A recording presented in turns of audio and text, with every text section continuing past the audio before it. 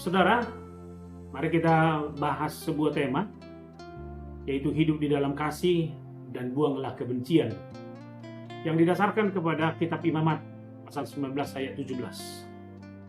Janganlah engkau membenci saudaramu di dalam hatimu, tetapi engkau harus berterus terang menegur orang sesamamu, dan janganlah engkau mendatangkan dosa kepada dirimu karena dia. Saudara, hidup rukun, tentram, aman, dan damai adalah dambaan semua orang. Bahkan pemazmur sendiri, saudara, sangat mengagungkan kehidupan yang rukun itu sendiri. Ketika dia berkata, sungguh alangkah baiknya dan indahnya apabila saudara diam dengan rukun. Tetapi kenyataan berkata lain. Manusia telah dikuasai oleh sifat yang jahat, yaitu kebencian. Tentu sifat ini bukan berasal dari Allah, sebab Allah adalah kasih. Melainkan iblislah yang menyebabkan virus ini, sehingga manusia terpapar dalam virus kebencian, dengki, dan dendam. Itulah yang merusak impian tadi. Itulah yang membuat impian itu tidak menjadi impian yang nyata dalam kehidupan kita. Tidak heran, saudara, kalau kita lihat di mana-mana banyak terjadi persoalan dan kejahatan yang semakin merajalela. Suami istri saling menyakiti, sesama saudara saling membenci, orang-orang saling menjatuhkan, sesama anggota jemaat saling bertengkar dan saling menghujat. Bahkan dalam memilih pemimpin, baik politik maupun pemimpin rohani, kebencian pun sudah ikut berperan. Maka menjadi pertanyaan bagi kita adalah, kita sudah mengklaim bahwa kita adalah anak-anak Tuhan. Apalagi kita merasa bahwa hidup kita ini adalah hidup yang penuh dengan doa, dan kita rajin beribadah. Nah, saudara, bukankah kita dipanggil untuk saling mengasihi, saling mengampuni, dan saling menerima? Bahkan Allah sendiri sudah menjadi manusia di dalam diri Yesus demi cinta kasih Allah akan dunia ini. Dia mengajarkan kita tentang cinta itu sendiri. Kasih itu tidak membenci, kasih itu mengampuni, kasih itu melayani, kasih itu sabar, kasih itu memberi dan rela berkorban. Bahkan kasih itu membahagiakan orang lain. Kasih itu tidak berkhianat, dan orang yang hidup dalam kasih pasti hidup dalam kerendahan hati. Artinya, saudara, hidup di dalam cintalah yang membuat standar dan kualitas kehidupan kita menjadi diperhitungkan.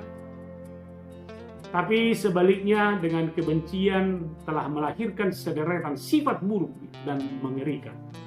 Sebab jika kita sudah benci, maka sebaik apapun yang dilakukan orang lain kepada kita, maka kita akan selalu memandangnya buruk. Bahkan dengan kebencian kita hanya menginginkan kehancuran dan kematian orang lain. Artinya kebencian itu adalah pekerjaan iblis atau setan. Oleh karena itu jangan kotori hatimu dengan kebencian. Di samping itu, kebencian juga bisa berdampak kepada kesehatan kita sendiri. Sebab tanpa kita sadari, kebencian dapat merusak kondisi mental kita, membuat hidup kita tidak nyaman, gelisah, kesal, gampang marah, dan sakit hati. Sehingga kalau kondisi ini terus-menerus dibiarkan, tentu akan membuat pola hidup kita berubah, susah tidur, dan pola makan pun berubah sehingga kesehatan pun dapat terganggu. Dengan demikian, menyimpan kebencian akan menambah penderitaan kita sendiri. Penulis kitab Imamat ini sudah mengingatkan kita, kebencian harus dihindarkan, bahkan harus dihentikan. Dan apabila ada yang salah dari orang lain, kita dapat tegur dengan terus terang, dinasehati dengan penuh cinta kasih, sehingga terhindar dari kebencian. Ketika kebencian terus disimpan, selain menimbulkan dosa, dapat juga merugikan semua orang. Kita belajar dari sejarah Alkitab, bagaimana kebencian yang tertanam dalam hati Kain terhadap saudaranya Habel sehingga berujung kepada kematian dan pembunuhan Habel sendiri.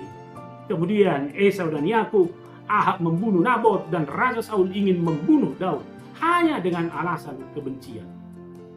Saudara, mari kita jaga kesehatan kita dengan menjaga hati kita untuk tidak dikuasai oleh hal-hal yang jahat. Imun tubuh kita juga harus kita jaga gampang karena virus, yaitu virus kebencian itu sendiri. Jauhkan beban-beban yang tidak penting bagi hidupmu. Kuasai dan kendalikan hidupmu. Kita semua sama-sama manusia yang tidak sempurna.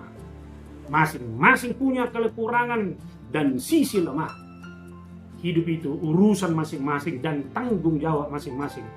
Mempergunjingkan kekurangan orang lain hanya membuang waktu dan energi kita, serta merusak kesehatan kita sendiri. Sebaiknya, bagaimana kita harus saling mengoreksi diri kita masing-masing. Sebab kekurangan yang kita benci dan tuduhkan kepada orang lain, jangan-jangan itu melekat di dalam diri kita masing-masing.